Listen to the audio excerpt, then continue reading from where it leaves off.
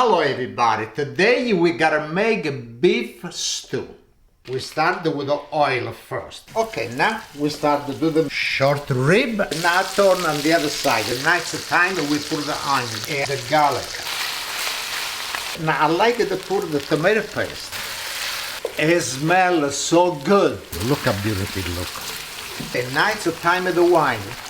Look how good it is. Okay, with the carrots, with the celery. Now I got the thyme and the bay leaves, and we got the beef stock. Okay, now the beef over here, it's a cook for 25 minutes. And now it's a time to put the potato, and we put the peas.